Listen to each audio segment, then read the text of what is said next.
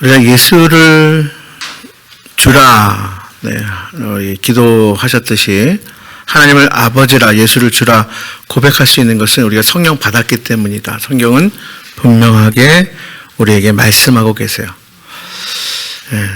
자, 이제 성령 충만함은 그 다음에 우리가 늘 성령의 충만함을 살아야 되는데, 어떨 때 성령 충만함을 우리가 유지할 수 있느냐?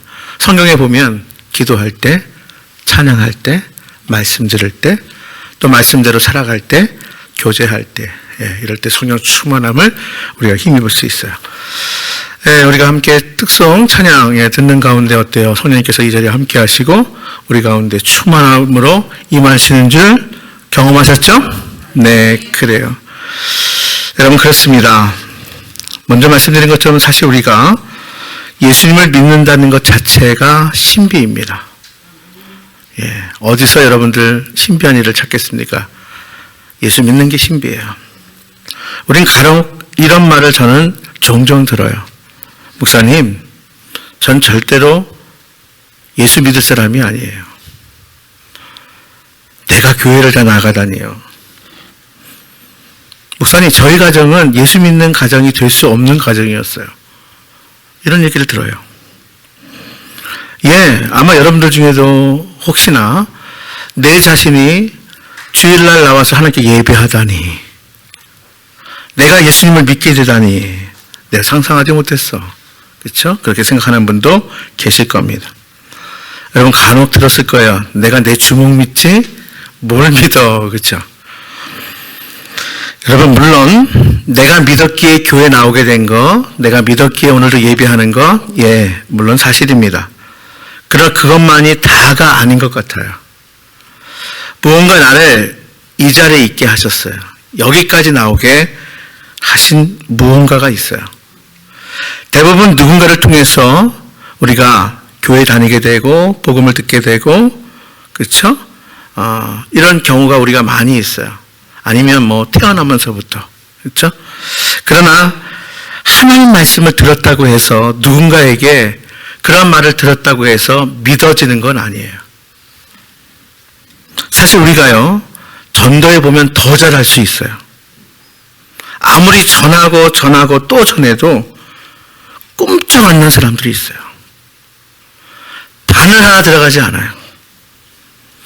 근데 이런 사람들이 한두 명이 아니라는 거예요. 아무리 전해도 또 전하고 또 전해도 요동치지 않는 그런 사람들이 훨씬 더 많습니다. 인간의 이성이나 또 자기 경험으로는 이 진리를 받아들일 수 없어요. 그래서 하나님을 아버지라 할 수 있는 것, 하나님을 아버지라 고백하며 이렇게 우리가 신앙생활 하는 것, 예배하는 것, 기도하는 것, 또 찬양하는 것, 이게 기적입니다. 기적임을 믿으십니까? 저는 저를 돌아보면, 그래, 다른 게 기적이 아니라, 다른 게 신비한 일이 아니라, 내가 하나님을 아버지라 고백하던 것, 예수 믿고 내가 그리스도인 되고 또 이렇게 목사된 것, 이게 기적이고 이게 신비예요. 내 안에서 나도 알 수 없는 역사가 일어난 거예요.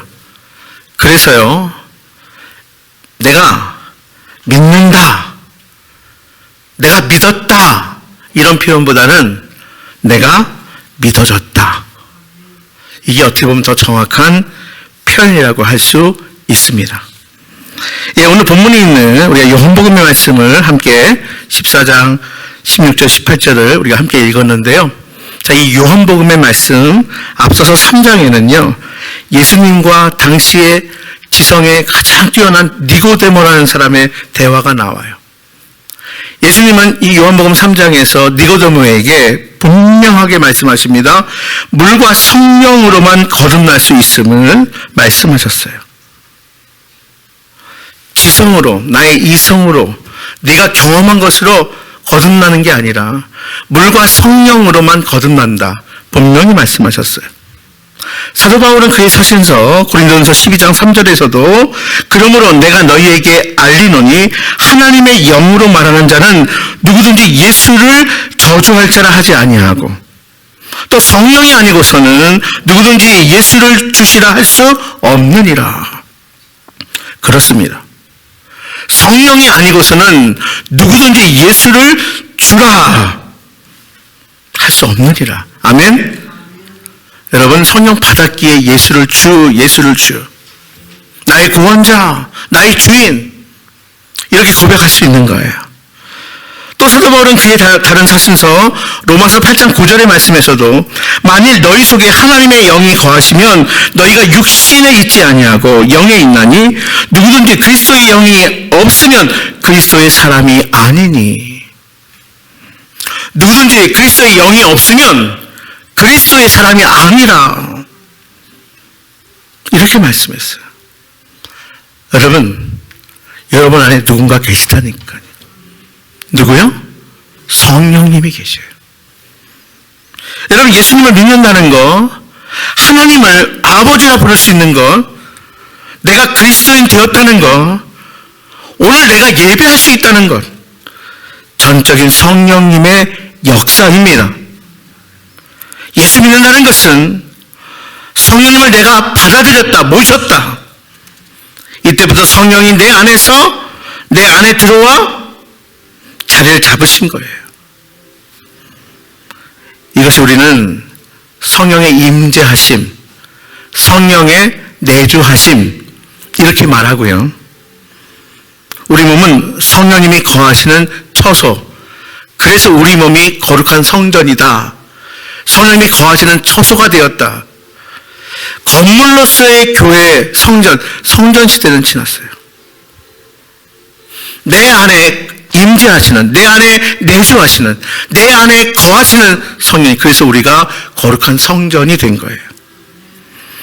여러분, 성경의 원어는 구약은 히브리어, 그리고 신약은 거의 대부분 헬라어예요. 이 성경의 언어인, 여기서 우리가 번역한 우리 한글 성경에 바람, 호흡, 성령, 이것은 동일한 단어로 쓰여졌어요. 그러니까 바람과 호흡과 성령, 이게 동일한 단어예요. 원어예요. 성령은 생명을 주시는 하나님의 호흡이라는 거예요. 성령은 육안으로 볼 수 없어요. 그러나 부인할 수 없는 신비한 바람이라는 거예요. 우리가 밖에 나가서 바람이 불 때 바람이 보입니까? 아니죠. 그러나 바람은 부는 거예요. 이와 같이 성령은 눈에 보이지 않지만 하나님의 호흡이며 신비한 바람이라는 거예요. 여러분, 그렇습니다. 특별히 우리가 읽은 요한복음은 성령에 대해서 가장 많이 언급하고 있는 성경의 말씀이에요. 우리 주님이 분명한 약속을 주셨어요. 그리스도로 거의 무적의 삶을 살 수 있는 최고의 선물을 우리에게 주신 거예요. 바로 누구예요? 성령님이에요. 제자들에게서 부활하시고 이제 부활하신 그 예수님이 그들을 떠나는 것, 승천하신다는 것은 거의 사실은 충격이에요. 제자들에게 큰 두려움이었어요. 그러나 부활하신 주님은 제자들과 단 40일만 머물고 계셨어요. 이런 충격과 큰 두려움에 이제 앞두고 있는 제자들에게, 그러나 예수님은 제자들에게 내가 떠나는 것이 아니라 또 다른 보혜사 성령을 너에게 주기 위해서 떠나는 거다 하는 거예요. 예수님 뭐라고 말씀하시냐면, 그래서 내가 떠나는 것이 너희에게 유익하다. 아니, 부활하신 예수님이 같이 있는 것이 유익합니까? 떠나는 것이 유익합니까? 근데 예수님은 제자들에게 내가 떠나는 것이 너희에게 유익하다 이렇게 말씀하셨어요. 왜 유익합니까? 예수님이 떠나야 또 다른 보혜사를 보내주시기 때문입니다. 지금까지 도우셨던 그 예수님이 떠나야 이제 곁에서 도우시는 성령님이 오시기 때문에 내가 떠나는 것이 유익하라. 자, 그러면 그 성령님이 누구십니까? 오늘 본문의 말씀을 보면 그 성령님은 첫째, 또 다른 보혜사다. 뭐라고요? 또 다른 보혜사다. 그렇죠? 16절 말씀 함께 봉독합니다. 자, 16절입니다. 시작. 내가 아버지께 구하겠으니 그가 또 다른 보혜사를 너희에게 주사 영원토록 너희와 함께 있게. 네, 여기 보면 또 다른 보혜사. 여기서 또 다른 헬라어로 알로스라는 단어예요. 이 또 다른 알로스는 뭐냐면, 자, 알로스는 뭐냐? 똑같은 종류의 또 하나. 이게 알로스예요. 그러니까 똑같은 종류의 또 하나. 이거 알로스라는 헬라어인데 또 다른. 그러니까 예수님은 첫 번째 첫 보혜사고 성령님은 또 다른 보혜사라는 거예요. 보혜사의 뜻이 뭐예요?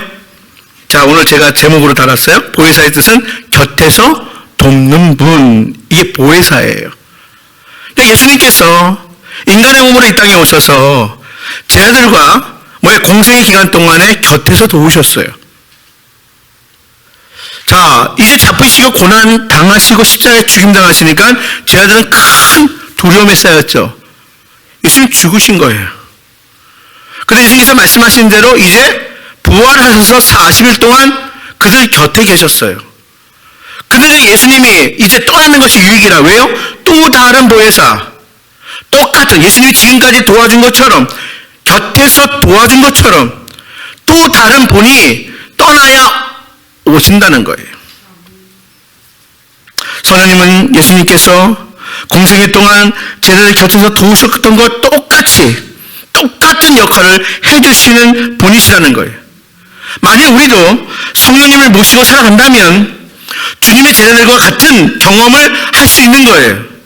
2000년 전 예수님을 직접 곁에서 예수님의 도움을 받았던, 예수님의 가르침을 받고 예수님의 기적을 경험했던 그 제자들과 똑같이 우리가 성령님을 모시면 그러한 도움을 받을 수 있다는 거예요.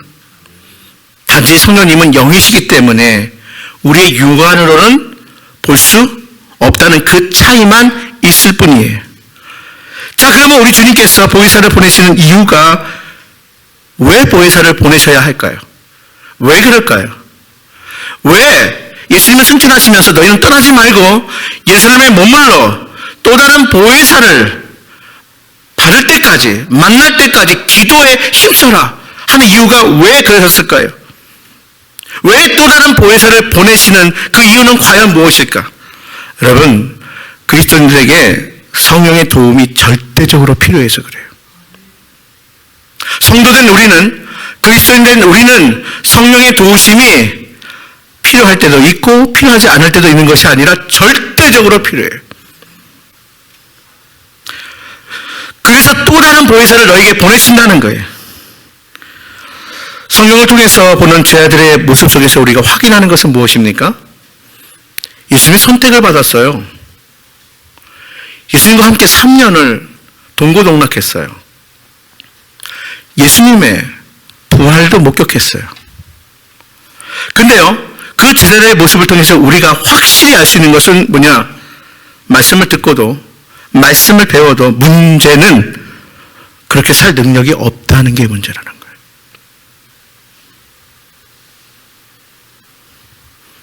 내가 매주 하나님의 귀한 말씀을 듣고, 내가 매일 말씀을 읽고, 또 내가 말씀을 연구하고 배워도 그 말씀대로 살 수 없다는 것, 이게 우리 인간의 한계예요.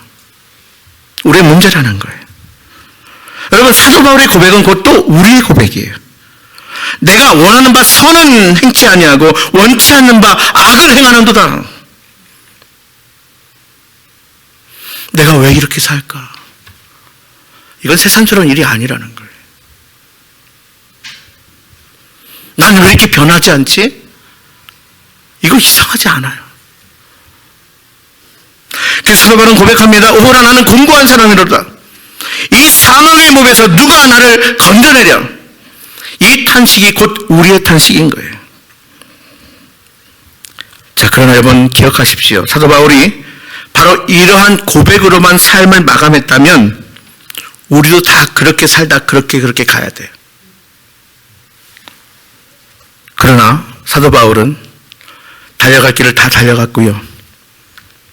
맡겨진 사명을 완수했고요. 분명히 사도 바울은 역전의 삶을 살았고요. 승리의 찬가를 불렀습니다. 그 이유가 뭘까요? 그것은 성령님의 도우심 때문이었다는 거예요. 성령님의 도움이 없으면 우리는 역전의 삶은 불가능해요. 승리의 찬송, 승리의 찬가는 우리에서 불가능합니다. 성령의 도우심이 있기에 수많은 신앙의 선조들은, 신앙의 선배들은 승리의 삶을 살 수 있게 되었던 거예요. 우리는 기도에 대해서 도전받고 기도가 필요한 줄도 알아요. 그래서 좋은 줄도 알고 분명한 기도 역사가 있다는 것을 분명히 알고 있어요. 그렇지만 많은 그리스도인들이 여전히 기도를 어려워하고요. 기도에서 실패하고요. 무력한 삶을 살다가 그냥 갑니다. 인간적인 노력만으로는 우리의 기도는 깊어질 수가 없습니다. 기도에는 성령의 도우심이 필요한 거예요. 우리가 연약하여 마땅히 빌 바를 알지 못하지만 성령님은 말할 수 없는 탄식으로 우리를 위하여 친히 간구해 주시기 때문인 거예요. 여러분, 성령이 아니면 어떤 신앙적인 행위라도 우리가 아무리 노력한다 하더라도 실패할 수밖에 없습니다. 성령님은 우리의 삶의 전 영역을 도우시는 분이세요. 예배 자리에 앉아있는 것과 영으로 예배드리는 것은 분명히 다릅니다. 내가 기도하는 것과 영으로 기도하는 것은 분명히 다른 거예요. 우리 영적인 삶은 성령님이 없이는 불가능한 거예요. 왜 그렇게 안 변하냐고요? 내가 살아서 그래요. 내 지식으로, 내 경험으로 살아서 그래요. 내가 영적인 삶을 살지 못해서 그런 거예요. 내가 성령님으로 살지 못해서 내가 잘하지 못하고 변하지 못하고 내가 여전히 능력 없는 가운데 살아갈 수밖에 없는 거예요. 또 다른 보혜사신 성령님은 우리를 고아와 같이 버려두지 아니하신다 분명히 약속하셨어요. 여러분, 불쌍한 사람은, 정말 불쌍한 사람은 이렇게 좋으신 성령님을 두고 그냥 홀로 열심히 하는 사람이에요. 성령님이 분명히 계신데도 불구하고 고아와 같이 사는 사람, 우리 크리스천 중에 얼마나 많은지 몰라요. 신앙생활을 혼자의 힘으로 하려고 하면 모든 것이 힘들어집니다. 여러분, 세상에서 가장 힘든 것이 홀로 열심히 사는 사람. 나를 위로해주고 돌봐주는 사람이 없다는 것처럼, 그렇게 마치 세상에 나 혼자 남은 것처럼 그렇게 사는 사람들. 여러분, 그러나 기억하십시오. 성도는 결코 홀로 될 수 없는 사람임을 기억하시기를 바랍니다. 우리 안에, 우리 곁에 우리를 도우시는 성령님이 계세요. 우리를 고아와 같이 버려두지 아니하겠다 약속해 주신 거예요. 영원토록 떠나지 않으시는 성령이 지금 나와 또 여러분과 함께 하십니다. 신약시대 성도들에 있어서 최고의 축복은 다른 게 아니에요. 성령님이 함께 하셨다는 거예요.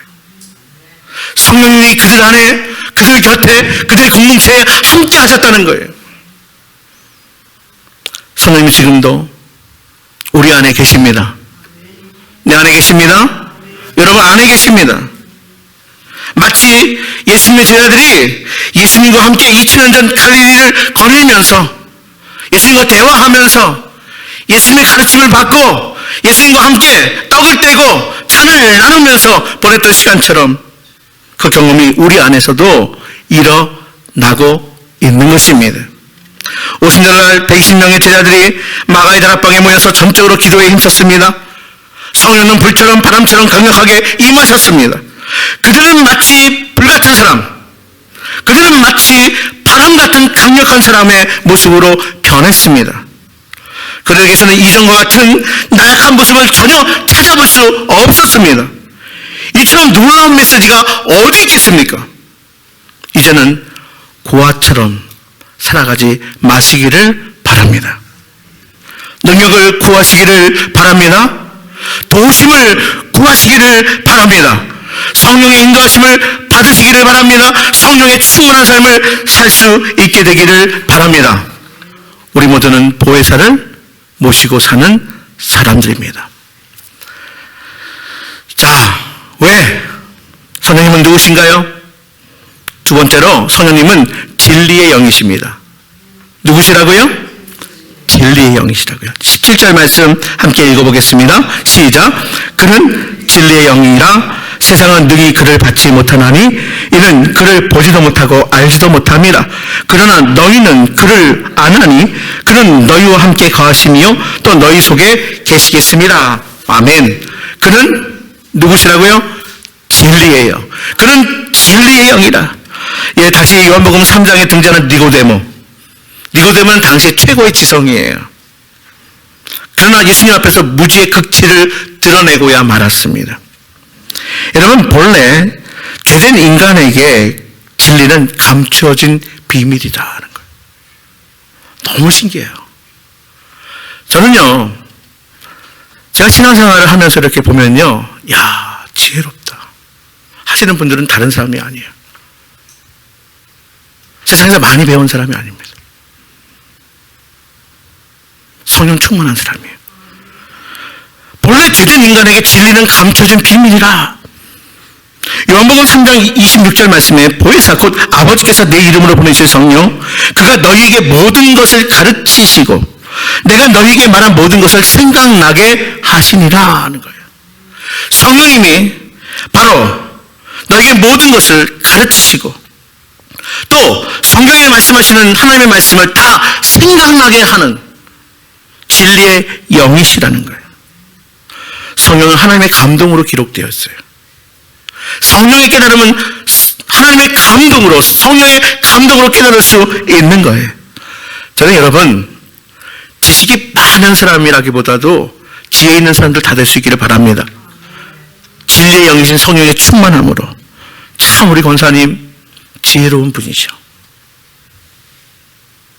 우리 권사님 참 진리의 영으로 충만하셔서 정말 지혜로운 삶을 사셨어.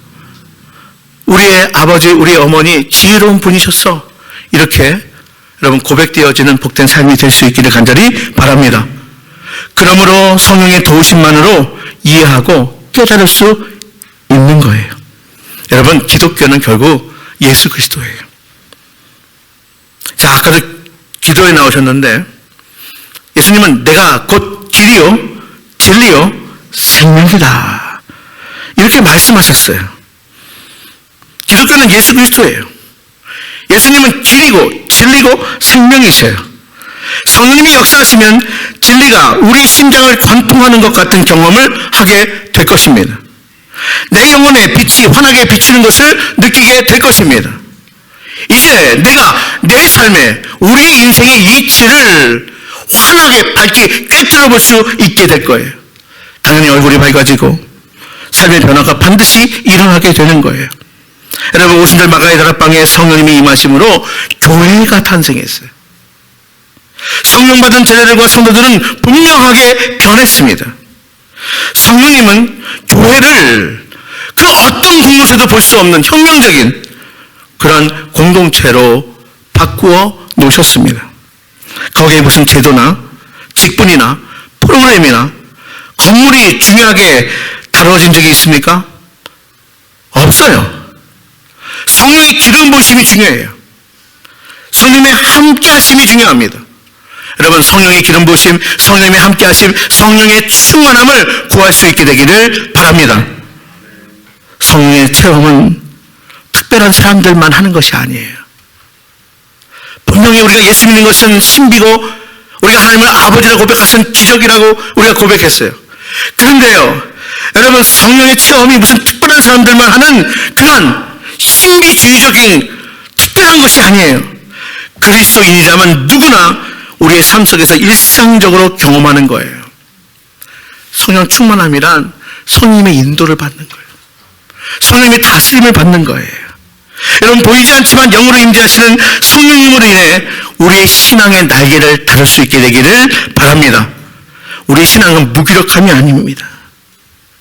여러분, 생기 없는 그 세상의 종교와는 분명히 달라요. 이전보다 나을 것이 전혀 없는 그런 삶을 당연한 것으로 여긴다면 여러분, 그것은 아니 될 일이에요. 나의 실패 때문에, 여러분의 실패 때문에 별 기대가 없는 삶이란 결코 여러분 바람직하지 못해요. 여러분 성령 충만함을 사모하시기를 바랍니다. 기대하시기를 바랍니다. 좀 불편해요. 세상에 것이 없으면. 돈이 없으면 불편한 거죠. 그러나 우리를 불행하게 만들 수가 없어요. 여러분 심지어는요. 뭐 없으면 어때요? 집 크지 않으면 어때요? 지위 없어도 되는 거예요. 그러나 여러분 없으면 절대 안 되는 게 있어요. 성령님을 꼭 모시고 사시기를 바랍니다. 교회는 더 말할 것도 없어요. 우리 믿음의 가정은 더 말할 것도 없어요.